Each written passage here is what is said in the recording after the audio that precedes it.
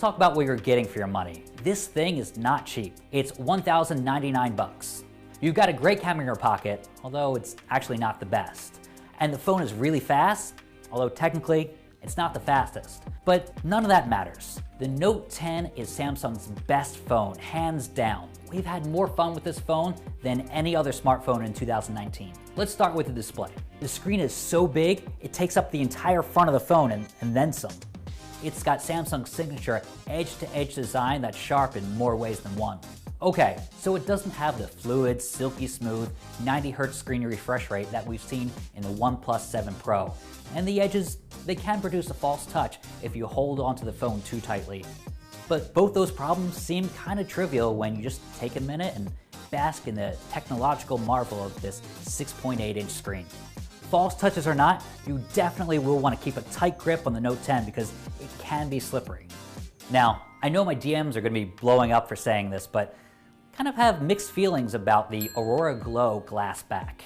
Not only is it hard to hold onto without a case, but it smudges so badly. You're going to be spending as much time wiping it clean as you are scrolling through Instagram. All that said, if you get the Aurora Glow version and hold it in the right light, it has this neat rainbow effect that quite literally makes it your shiny new toy.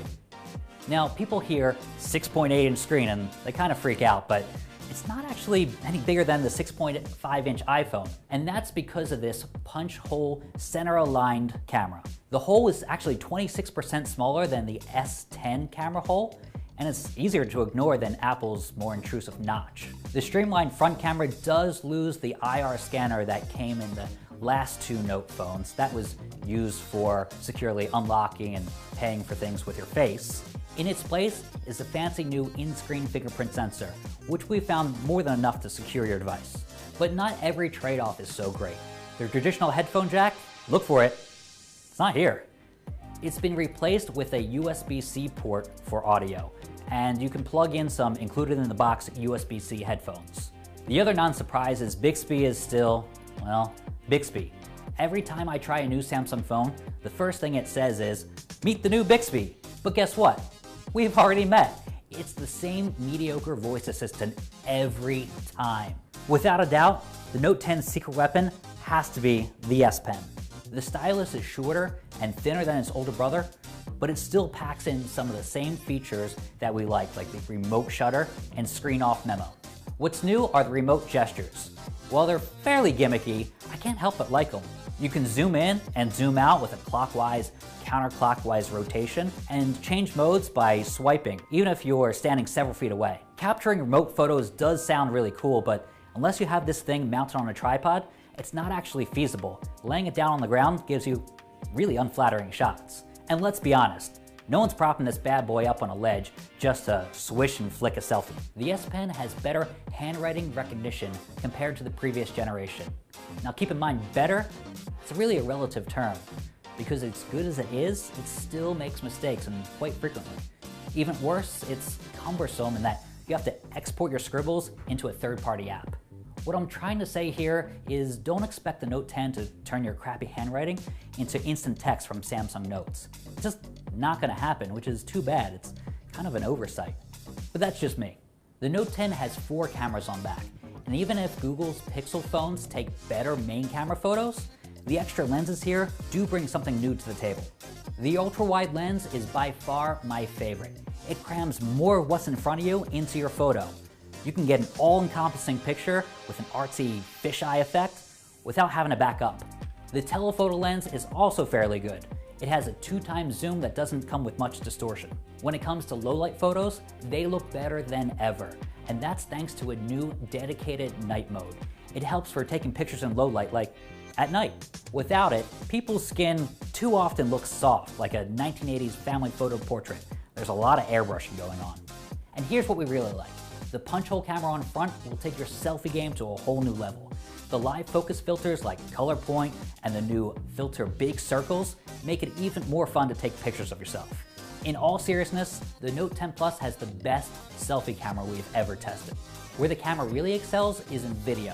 Live focus video blurs the background while keeping your subject in focus.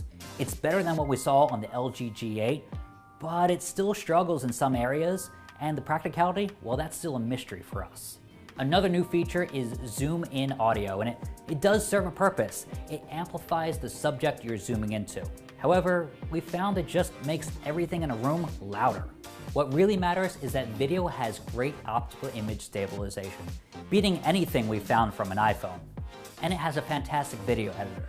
This is where the S Pen actually does come in handy. Now, I know what you're thinking. Matt, are there any needless visual effects built into the phone that are real time wasters and serve no purpose at all? Glad you asked.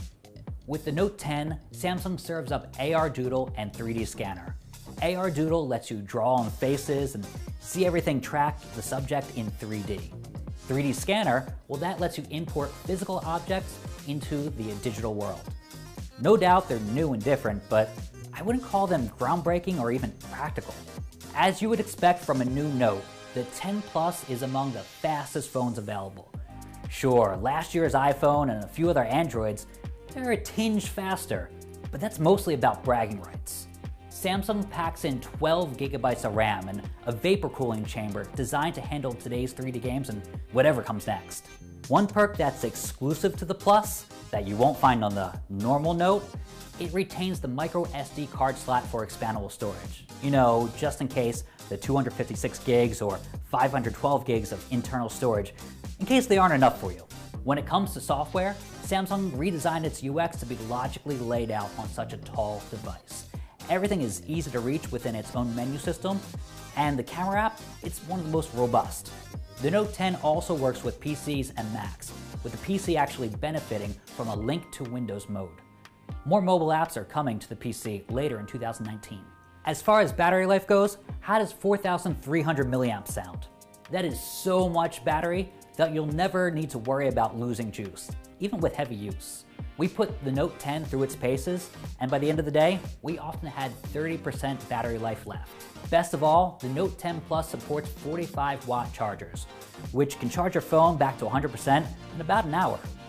But keep in mind, the charger is sold separately. Of course, it does come with a 25-watt charger in the box, which will give you good charging speeds too. And a first for the Note, Samsung has included wireless power share. It's a feature borrowed from the S10 series, so you can charge an irresponsible friend's iPhone by treating the back of the Note 10 like a Qi charger. Look, it's a buyer's market when it comes to phones in 2019. You have a lot of options, including several from Samsung. But the Note 10 Plus, to me, represents premier phone hardware.